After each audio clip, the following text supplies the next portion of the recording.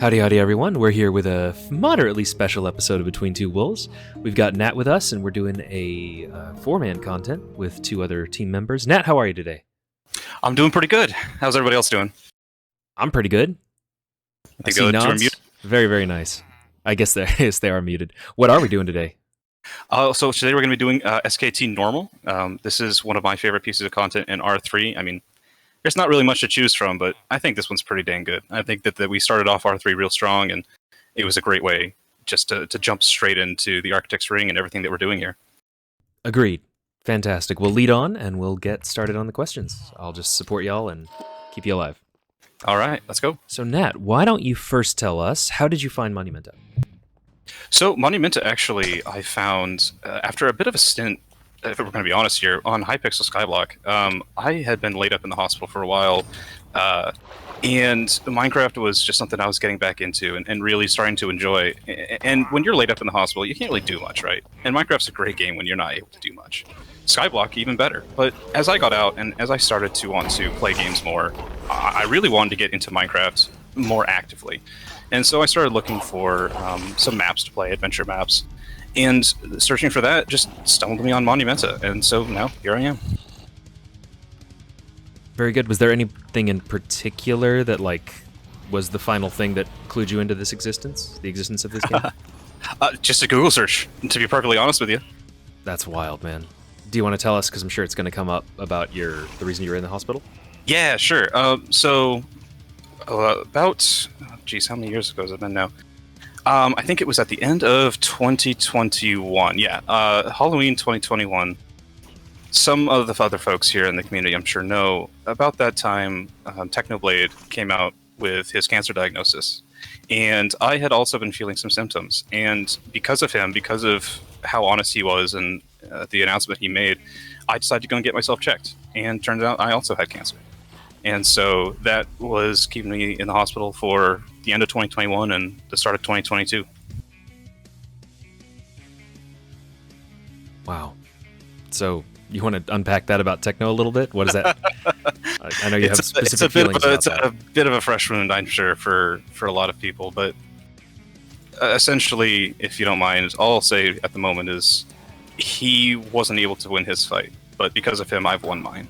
And so he's the one I always credit with saving my life. Well said. Appreciate him. Absolutely. I'd like to do something in the future here on Monuments to honor his legacy.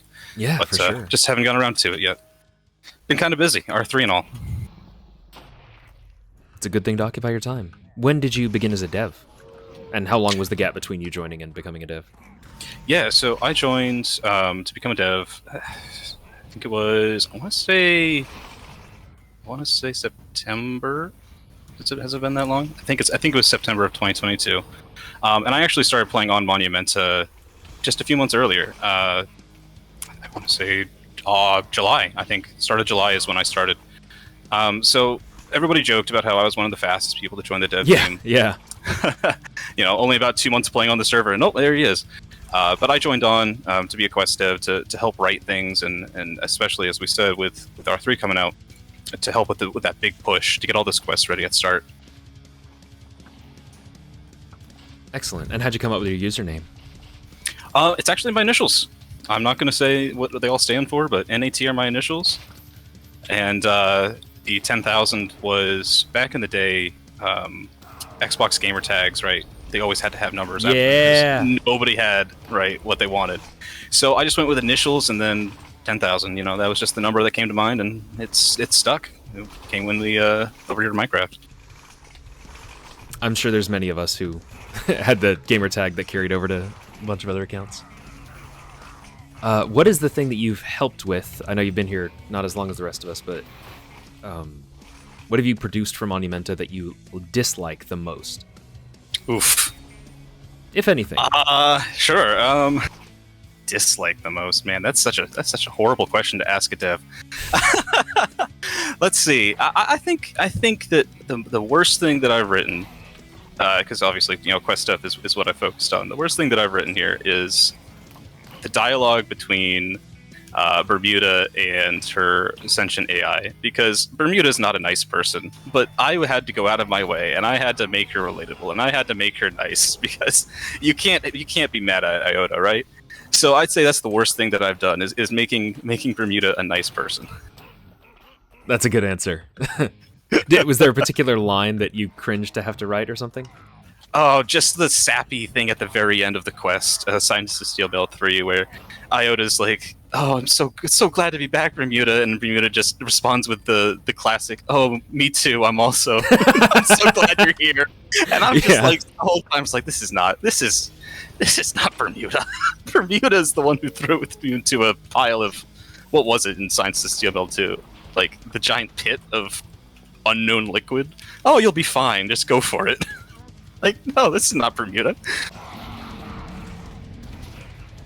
Well said. What is your favorite piece of content in Monumenta to play, and the one that you're least favorite to play? And then okay, so favorite to play. For a while, I actually really loved to pop into Hecate, and it's something that's a bit different than Call, right? It's also a world boss. It's also this big thing with a big group of players, but just the phase nature to it feels so much better than the Call's phases. You actually feel like the fight is progressing, and especially with the whole upstairs downstairs bit with the rifts, it really does feel like it was Call but made better and expanded upon. And so I would say Hecate is one of my favorite things to play. Obviously, a bunch of R3 stuff as well, but Hecate for the longest time, that was it. As for least favorite, I'm sure I'll speak for a lot of players here when I say Malevolent Reverie. Really? That's the first time I've heard that. Why? Really? It's specifically because of the fatigue aura that you get hit with.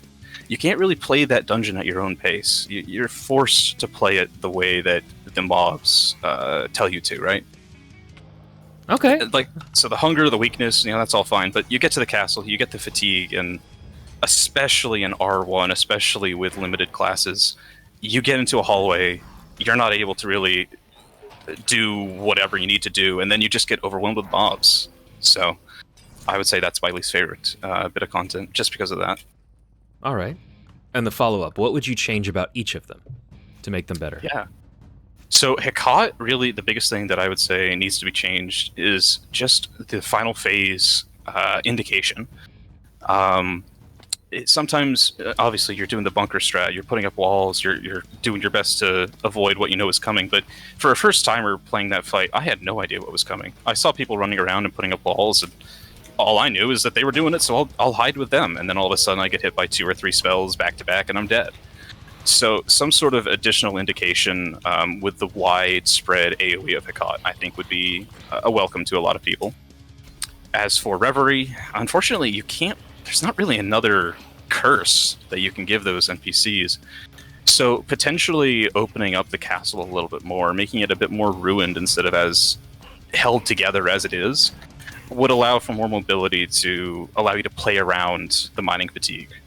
Instead of having to come in with like TNT or something to open it all up yourself. Well said. If you were the dictator of Monumenta for a day, and you could make any sweeping changes to the game whatsoever, and everyone would be along with it, and they would like it, you wouldn't even hurt their feelings, what would you do? How would Monumenta be fundamentally different? Oh boy. I'm a Berserker main, so remove mage. Oh, no. That would be a little bit too far, I think. Let's see. I think further on a serious note, though, I think further homogenizing the classes, giving everybody the same opportunities, and forcing more of a skill ceiling rather than a skill floor approach. I think that would be something I'd be more down with. So perhaps removing, putting caps on AoE. Speaking of mage, maybe mage only hits 10 things at a time, right? So instead of the meta being running around and gathering up an entire dungeon and then it all dies in 2 spells, it has to die in, a more reasonable number of spells, maybe 50. Gotcha. You're where do you get the inspiration for that philosophy? Well, to be perfectly honest, I play a lot of World of Warcraft. They've recently capped a lot of classes with their AoE, and I play a druid, a bounce druid on World of Warcraft, which is one of the only uncapped AoE classes. And the thing is, all the classes are still very balanced. A lot of them, even though they can only hit 5 targets, they still are brought to places where you're fighting 20, 30, 40 things at a time, because they trade off the ability to hit everything with the ability to hit a couple of things quickly. So what I mean by that is, let's say you're playing, well, a mage. You can hit 5 targets with your big spells, and they will all die. But then you're playing me, you're playing the balance druid. You hit those 5 targets with your spells, and they die much slower. It takes twice as long, sometimes 3 times as long for you to kill those things. And so you still want the classes that only hit a few things, but can hit them and kill them quickly, versus the class that can hit everything, but takes forever to kill.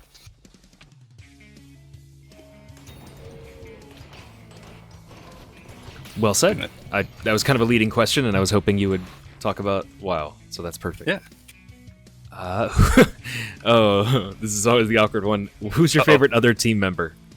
Oh, here we go. There's only one answer I can give here, or else I think I might find a knife in my back, and that's Fang. Fangride is my most favorite team member. There's nothing, no ulterior motive for me to say that. Fang's the guy who brought me in, really, and as semi-leader of Quest Dev, or at least the driving force, we'll say, the very hard driving force behind Quest Dev. He was the guy who really brought me in and took me under his wing. So, gotta say that. But in general, I really, honestly, it's Nicknon. Nicknon has been such a backbone to the team through our 3 production. I knew whenever I had an issue, especially as an intern, I could go to Nicknon and be like, "Hey, I'm trying to do something, right? Can you help me?" And he always had the answer, or if he didn't, he knew who to ask. Amen. Very well said. Do you have any thoughts about upcoming official Minecraft releases? Not Money Meta, just like base Minecraft. Mm-hmm. I'm really looking forward to 1.19 and everything that's coming after it. Specifically, just so I can have more things to play with. More blocks, more palettes, more ideas. Anything in particular? Blocks that you're salivating over? The Warden? Yeah, the Warden's going to be really, really fun. I'm already thinking of the quest boss opportunities. Cool. I'm looking forward to seeing that. Do you have any regrets regarding Monumenta? Either something that happened that you wish didn't, or something that hasn't happened that you really wish could have? Oof. I want to say that my biggest regret, and we're kind of going back to Sciences Steel Melt here again. When I was trying to put that quest together, right, I was trying really hard to close out the SOS kind of quest line, and I think the biggest thing that I regret about it is all you do in the quest is you go and do the strike. That's really it. There is a small quest boss, but because of the time crunch, because of how we were trying to get R3 out the door, I didn't really get to end the Sciences of Steel Melt legacy with a bang, right? So I think that's my biggest regret, is how small of a quest SOS 3 turned out to be. Makes sense, but I don't think many people would complain about having that content so close to release, especially y'all were just machines coming out with quests on release. I sure hope not. Yeah, wonderful. It was quite the crunch time. Very nice. Was there? Hopefully, you haven't been here long enough for this one to be a yes. Have you considered giving up on Monumenta entirely? No, definitely not. Definitely not. I took a bit of a break during the holidays, as I'm sure many people did, but I mean that's really been it. I'm here to stay as far as I know, so I'm gonna keep going at it while I'm here. Hooray! Any particular project that you've had to scrap? Nothing scrapped, just delayed. Good. And I don't think I can actually tell you what's been delayed, so I won't. When you first started, did you feel overwhelmed, or was there a pressure to be perfect right away? Oh, I was absolutely overwhelmed. I do have a background in coding, so a lot of the systems that are in use on the dev team, I kind of was able to just jump right in. But just being introduced to a new one every single day, just, oh, here's this one. Oh, here's this. Oh, you want to do, this boss in this arena. Okay, now you need to use this system. It just was extremely overwhelming for the first few weeks. You want to talk about your background with coding? Oh, yeah, sure. So I actually went to college for it, computer science. I want to go back to finish the degree. Unfortunately, I haven't yet. Only about 2 years of it. But for most of my high school career, I was in robotics. I was doing web design. I was essentially doing everything STEM related that I could get my hands on. I actually went into FIRST Robotics. Hopefully some of the viewers here know about that. And if not, I'm about to explain it, which is a robotics competition in the United States, where every single year there's essentially an open challenge that is made. And this open challenge can range from, putting a ball into a hoop to lifting a robot off the ground, having it swing from monkey bars. It could potentially do something, with the water instead of just on ground, right? So it's just this very varied and as I said, open competition. And the challenge is given to everybody in the United States. Every high school can participate, and they can make their own team. Yeah, they can approach the challenge however they'd like. And one of the biggest reasons why it's so, I guess, poignant, these memories of my time with it, is it really felt like I was entering the real world for the first time. First robotics competitions are not made with Legos. They are. There is a first Lego League, but the first itself, the Lego League's the middle school part of it. But the first, competitions, the actual competitions, they are made with like industrial grade robots.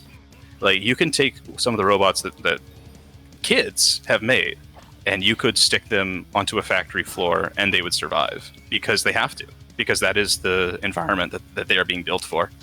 And just because of that, you're forced to go out and you're forced to get sponsors. You're forced to go to businesses and get advertisers and really just sell yourself in a way that nothing else in high school really got me to experience. Do you want to tell us about your particular challenge and your robot? Yeah, sure. Okay. I'm really passionate about this. There you are. Let's see. So my big one, we had to put balls in a hoop, right?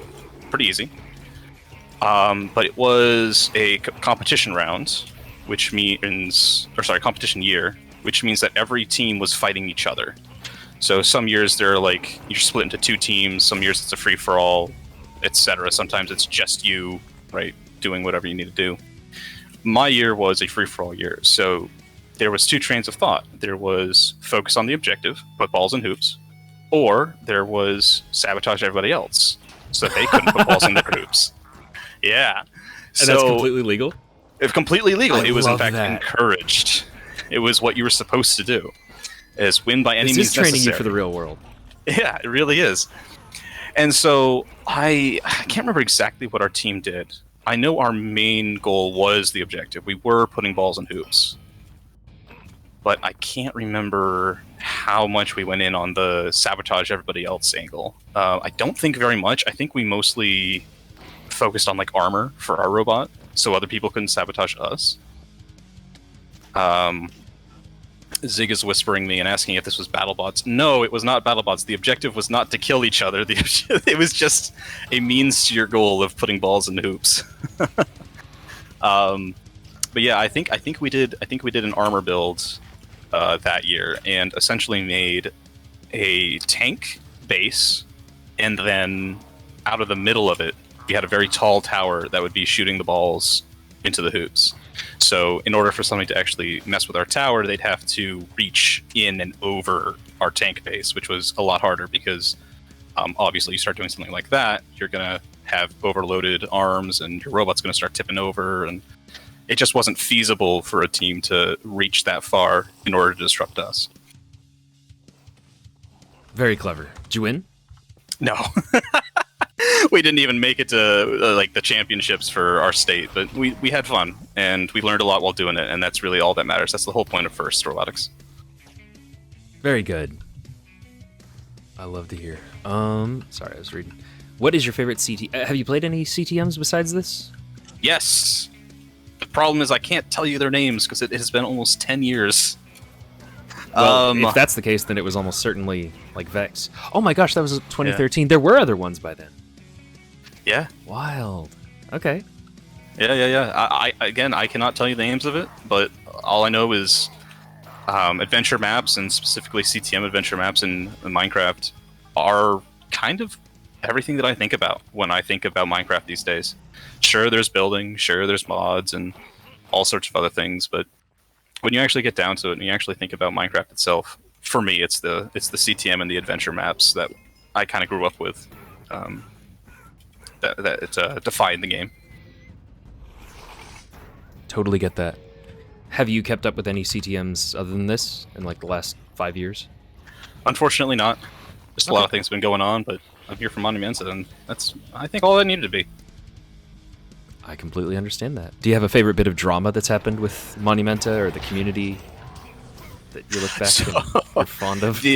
Oh my goodness. So I'm still pretty new, but I have heard about the iceberg, the Monumenta iceberg, and learning about the reason why the class I play now, Berserker, is so different from the way it was before. The Horseman massacres, specifically. Oh, that, yeah. Yes. Hearing about that I was laughing so hard when I heard about it. Like, sure, there was drama associated with it. Sure, it wasn't great. But just the idea of having 40 people run up to a boss and all kill themselves in order to kill it just, I don't know. It tickled something within me. I wonder if Zig is dying right now. He was like the first person on the team to be aware of what was going on and was trying to warn us. I didn't take him seriously. I was like, oh, that sounds like a fun strat. Good for them. Figuring out something crazy. He's like, you don't know what they're doing. Iframes are important for a reason. I'll say that. I'll just say that I saw the great line that they had formed and I knew something was going on. Yeah, I wish I'd listened then. We could have saved a lot of pain from everyone. Yeah, that's a good choice. I don't think anyone said the Horseman drama yet, which is surprising, given we've gotten over 30 answers to that. Huh. Do you have any cool scars and a story that goes with it? Real life ones? They could be emotional, but yeah, preferably real life. Not that emotions aren't real. Yeah, so let's see. Is it still there? Yes, it is.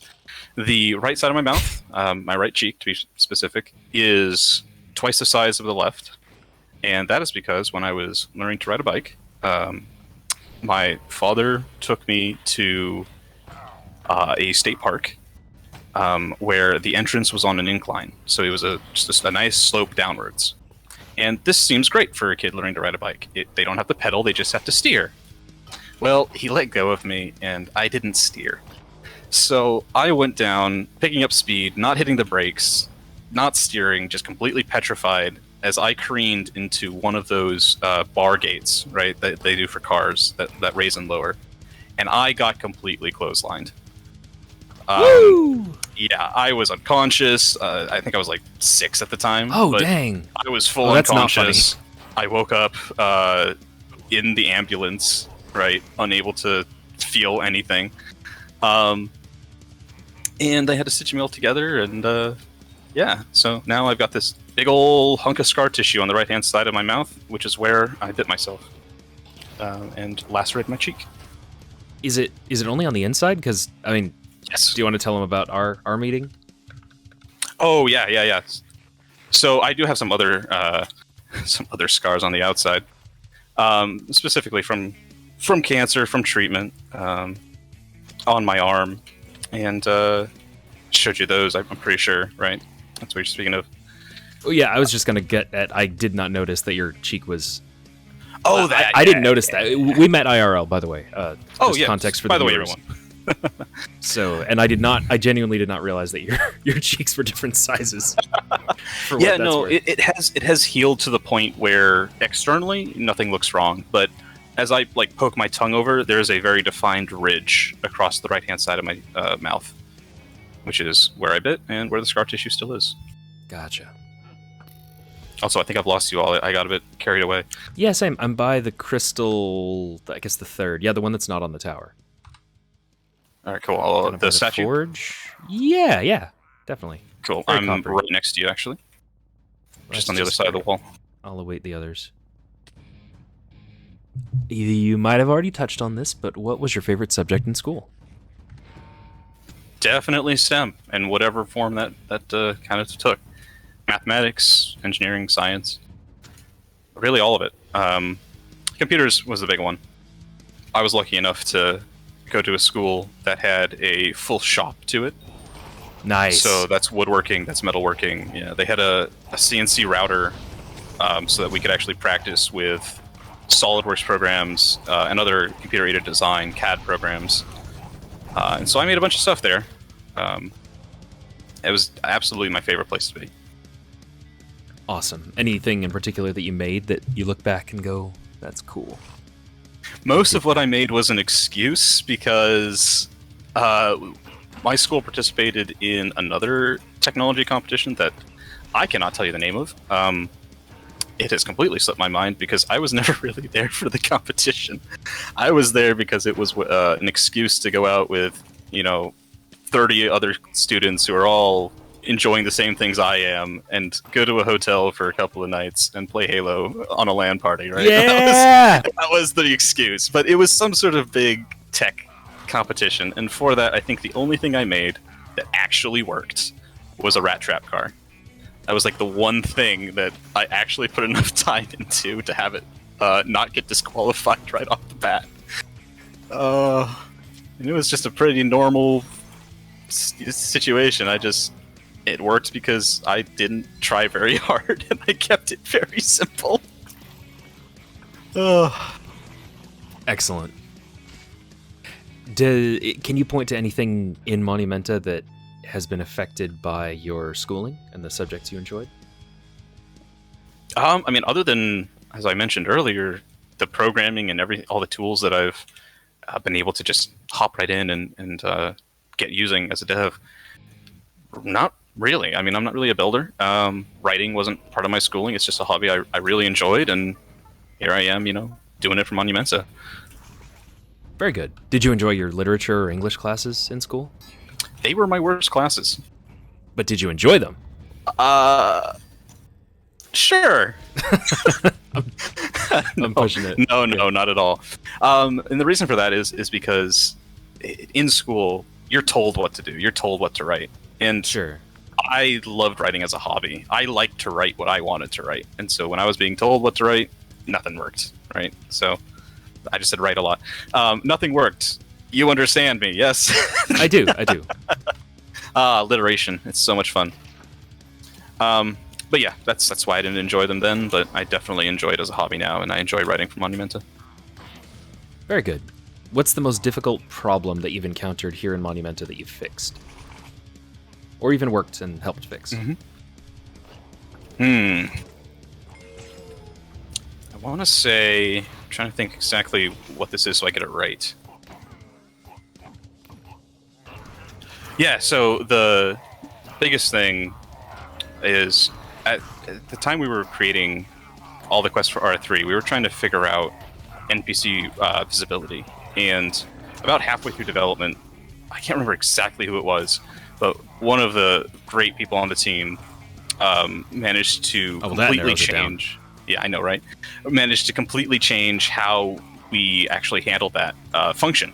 So beforehand, we were doing things with command blocks, like if a player got close enough, then the NPC would spawn in. Zig says it was NJ. That makes complete sense. So you would get close enough, and the NPC would spawn in. You walk away, it despawns. But the problem with that is anybody can see it. And NJ came up with this beautiful, beautiful, beautiful thing where the NPCs literally do not even render unless you're the person who's supposed to see them. And so we actually used that system for Mex Machina and everything surrounding Brown. Yeah. As I'm sure listeners will know, as you get through that quest line, people people start going away. People start vanishing. And they're not actually vanishing. They're just there, and you can't see them. And that is the most wonderful thing and the biggest, I guess, boon to our storytelling capacity that has come about with R3. Very well said.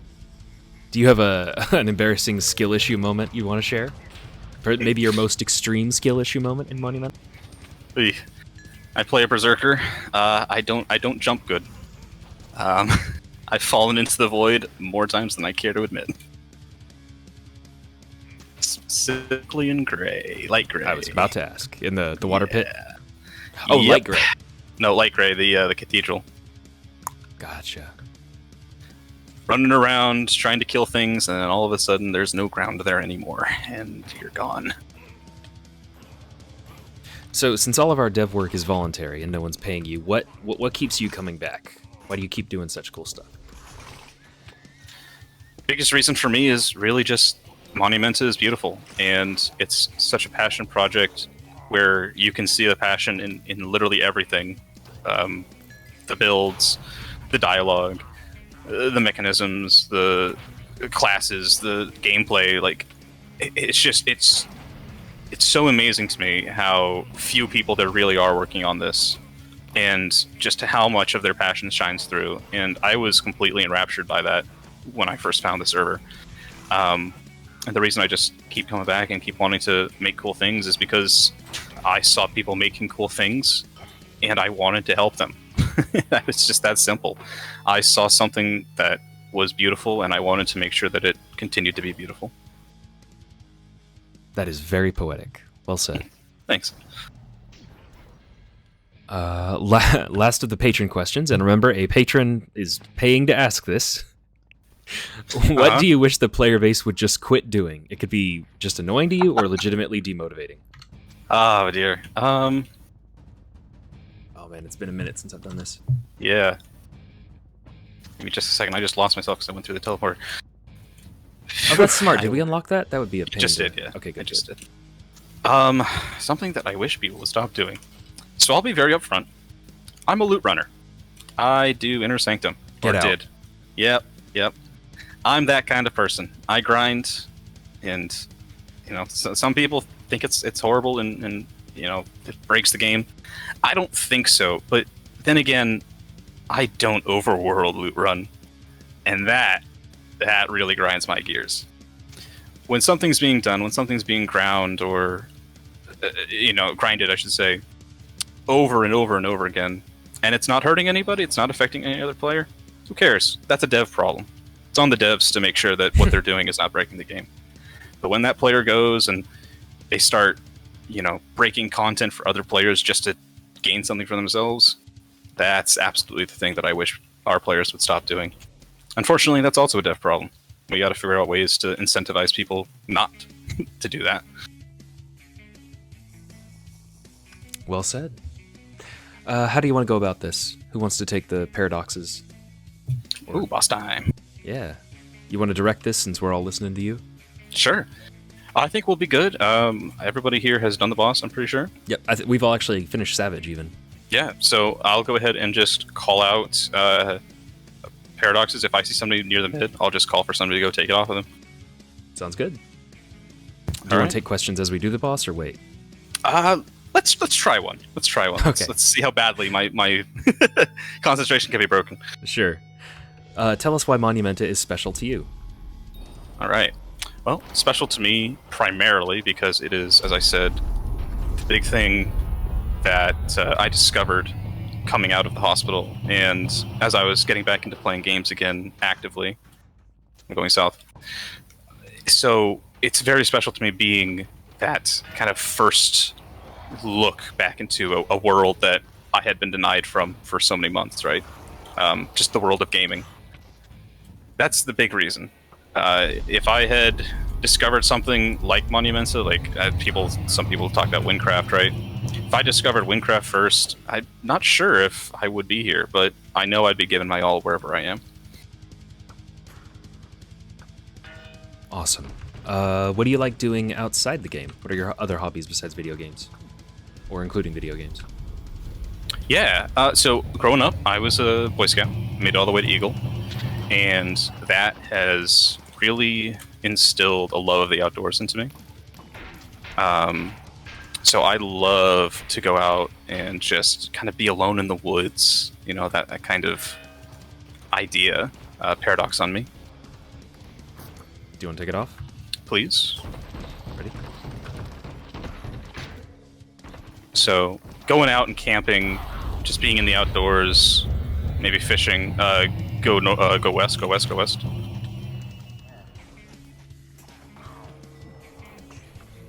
Being in the outdoors, just anything really, is a big thing that I love to do in my free time. Obviously, writing, as I've mentioned, as a quest dev, you know, it's a hobby I love, but the outdoors always calls me back. Awesome. What has surprised you most about the game from the development side, making it? Yeah, I mean, I know how I was just talking about how crazy everything is on the back end and how many systems there are, but honestly, it's quite simple. Oh, I'm dead. No. Bolts coming out. As I was about to say, it's quite simple once you know what everything does, and I think that's a big learning curve that turns a lot of people off from applying to be a dev for Monumenta. Is they look at everything that's going on and they think, oh, this must be some sort of voodoo magic that's being done here, but really it's kind of like riding a bike. I mean, I smashed face first into a barrier when I first tried that. I smashed face first into a barrier when I first started being a dev for Monumenta. You know, it just takes practice. Very good. That's well said. What is your fondest memory as a player and then as a dev so far? As a player, my fondest memory is absolutely making it through White. It just felt like such a big step. Like, I now understood everything that was going on in this server, and I had my first big experience, right? And coming out of it and just seeing in general chat, seeing all the GGs, and going back out into the jungle and just running along paths and no longer feeling like I was just this insignificant speck, right, in the world. I had actually done something. I'd actually achieved something. That was absolutely my favorite moment as a player here. As a dev, it was going into closed beta of R3. Seeing all of the players and actually seeing what we had been working on the real server. It was such an amazing moment. Yeah, I gotta agree with you there. What is your favorite video game and why? Favorite video game? Let's go back in time a bit for everyone here, and let's do Battlefront 2. Yeah! Not the new one, the original, the good one. Yeah, it's probably wise to specify that. Who is still We just lost Sandy and Panders. I? Okay, we got this. We can do this. Hold on. Yeah, let's you concentrate. can do it. You'll be all right.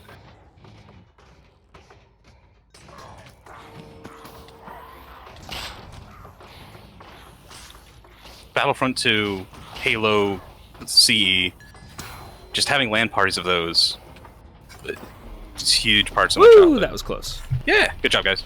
Sorry for dying so early. I thought I had a jump, but I didn't, so I just fell in when the floor Oh, fell. it worked out well. First pull is pretty good. Battlefront 2. So why is it the best thing ever?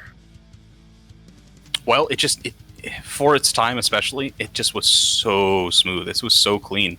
Targeting just felt right. You know, you're playing the game and everything responded.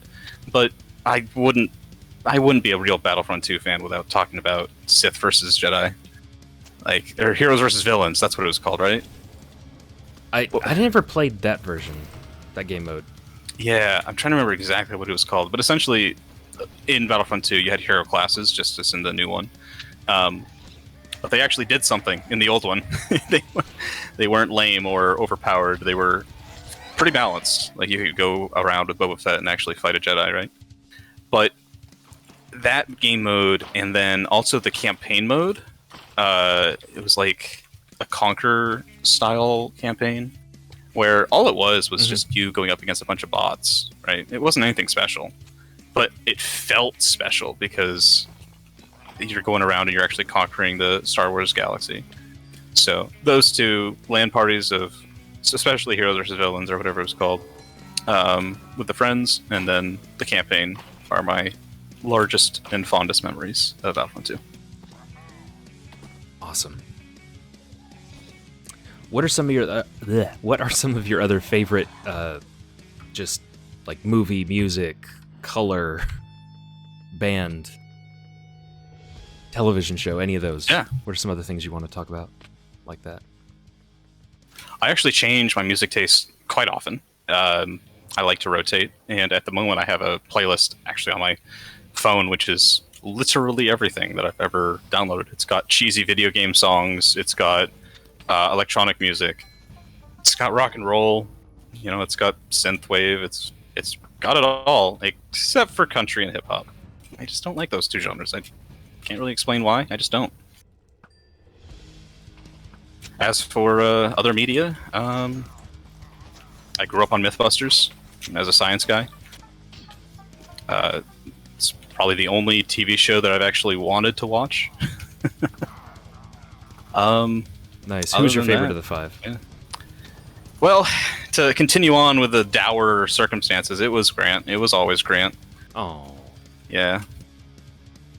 I knew of him actually from his BattleBot days. So when he first joined the show, it was really cool to see and to watch as he kind of grew and opened up as an entertainment personality was something I absolutely related to.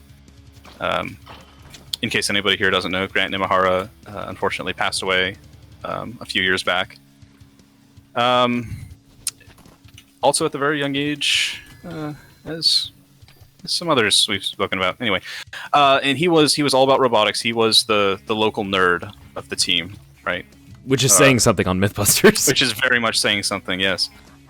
So he was absolutely my favorite, and it was a bitter pill to swallow when I heard that he passed on. What do you draw from most in developing quest development? So most of what I draw on is really just 10, how many years it's been? 10, probably 15 since I first started actually world building and actually creating settings. I just draw from all of that, and all I can really say is that it's been a lot of trial and error, but I've learned what works and what doesn't. And sometimes, even if an idea seems good, you just have to say no. You just have to say, like, hey, yeah, this sounds good on paper. I've tried it, actually tried it, and it falls apart once you get to, step 3 or step 4. So experience is really what my answer to that question is. Now, do you read much or do you just write? Oh, absolutely. Oh, okay, good. I was a bookworm when I was a kid. I was the Scholastic Book Fair skipping class, going down to the library. Yeah, kid. My man. So, I have a couple of series that stand out. I will say Redwall. Brian Jocks' work, huge inspiration for me. Moving on from there, let's see. We had Animorphs. Animorphs being a much grittier series at the time, but being exposed to that as a middle schooler, I think was very good for expanding my horizons. Let's see, what else was there? Oh, the Inheritance cycle. Yeah. Oh man, I love those. Paolini. Yeah, Paolini. Looking back on it now, I can see all the criticisms in Paolini's work, and I agree with him. Right? He was also a growing writer, but he also wasn't he 15 when he wrote Aragon or published it? Oh yeah. But he had so many great ideas and so many great things in his world. He was my first introduction to an actual global setting, right? Other than, of course, Lord of the Rings and things like that. But to see this writer creating something pretty much brand new and being so brave. Sorry? Like, in what sense brand new? Because you mentioned the criticisms are valid, and it being derivative Yeah. of, like, Star Wars is something I often hear. Yeah. But what I mean by that is, at the time, right, as a younger kid, unable to really separate out all of the different references or things that Paolini, took sometimes whole cloth and just changed the name.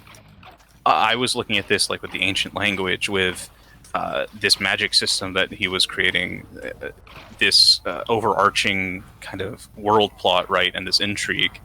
And to me, again, as a kid, this was all brand new. This was something Gotcha. that seemed as if it had been created whole cloth. And again, these days I'm able to look back on it and say, okay, no, some of these things are very much not brand new. They were not new ideas. But the way it was all put together, for me as a blossoming writer at the time, was my big inspiration to continue moving forward. Absolutely. Which is your favorite of the four? Favorite of the four? I think the third book. Mm-hmm. Fourth book just it felt like it had already wrapped up the story. It's just he had to actually write an end to it. But the third book, especially with Aragorn's brother felt like a better character than Aragorn himself. Specifically because Paolini had matured as a writer up to that point, and so now he was able to write this character, again, much better than the little 15-year-old character that he had first made. So yeah, I think the third book's the best book in my humble opinion. Perfectly fair. What is something... Oh man, sorry, I'm not thinking clearly. Oh, you're good. Okay, got it. We are winding up. Nope. So we are. What is something about you that none of us would think to have asked you in the first place? Like a kind of a freebie question. Like I wish you'd asked me this so I could talk about it. Oh man, gotta think about that while doing Sands of Time. Oh boy. Oh man. Let's see. Something that I want to talk about that hasn't been asked. Oof. We touched on Boy Scouts. We touched on Yeah. health issues. What's something else? Well, I mean, we could ask about my obsession with Berserker and why I'm so basic. It's your question, man. Whatever you want to do. No, but I think I will talk about that. I think I will talk about why I play Berserker. And really, it's just the idea, especially in a game like Minecraft, a 3D first-person adventure game. Just having the ability to get over some of the weaknesses of the genre. The weaknesses being no true kind of like overhead camera, right? No true awareness of what's going on around you. Having Berserker, which is a very tanky class that still is able to deal damage, I'm able to, well, just like that, I just got hit in the back by some mob, but it doesn't matter because I was able to I was able to tank one hit completely free and react to the situation. With another class like Scout or like Assassin, if I got hit in the back, I'd just be dead. So I think that's the big thing, the reason why I gravitate towards Berserker. Oh, you got it. It's just that ability to be a Berserker and be in this 3D environment without having to constantly fear, being killed by something.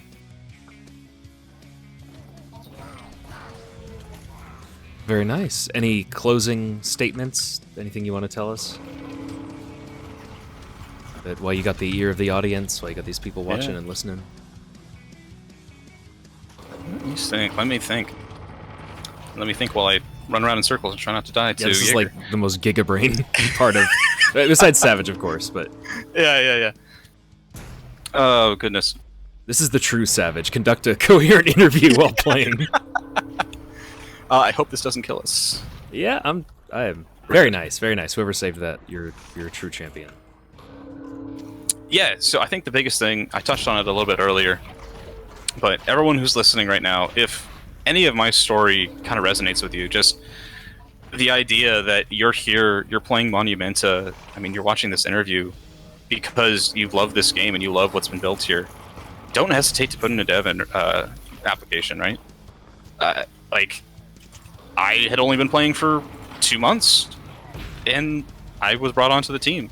Like, it really does not take much. It just takes a love and a passion for this team, for this project, for you to be able to make your mark.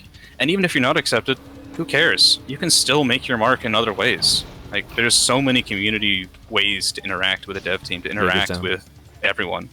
Ooh, good job. That even if being a dev doesn't appeal to you, be active. You know, talk to people. Go out, make guides like some users do. You know, like go maybe adopt a white name, adopt somebody who's not in a guild, right? Just do something. Give back to the community. That's wonderful, man. What a good use of that. And to add on to that, part of what sold your app so well is that you gave us a very strong writing sample. So if you want to apply, coming at us with something under your belt saying, I can do this and here's proof. That is more than a good app. That is the best thing you can do.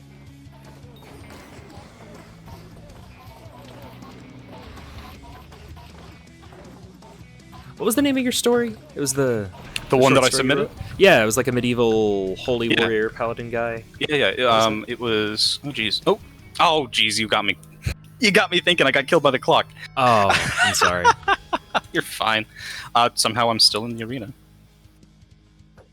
We're still going. Hey, finding bugs live on stream. Or live on interview. All right. Blessed is what I called it. It was just a little one-word short story.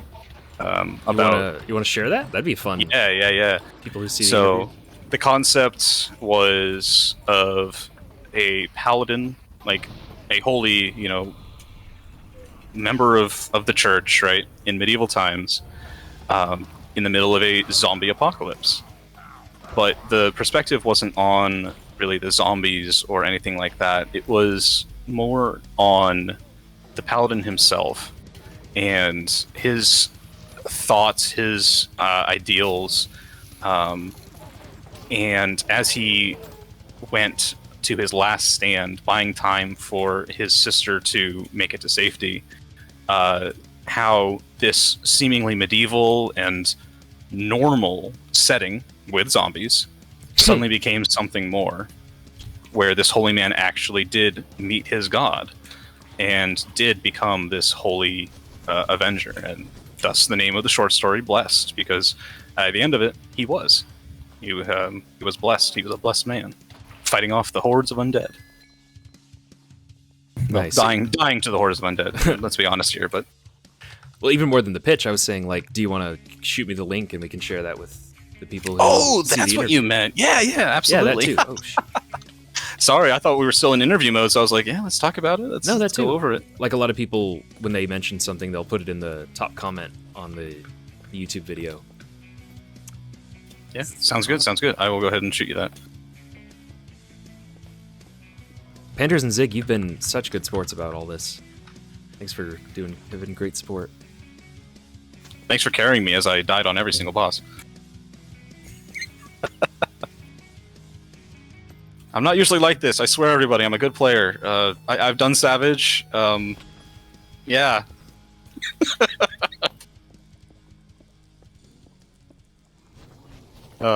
It really is different trying to conduct an interview at the same time. Maybe we should add that. I think that went really smoothly. The fact that we finished right as it was timed perfectly with the end of the discussion. That was beautiful. Thanks, guys. Absolutely. Thank y'all so much. Nat, thank you for the great conversation and the good work you do and the great attitude you bring. My pleasure. Y'all have a wonderful evening, and we'll talk to y'all next time. Bye. Bye, everyone.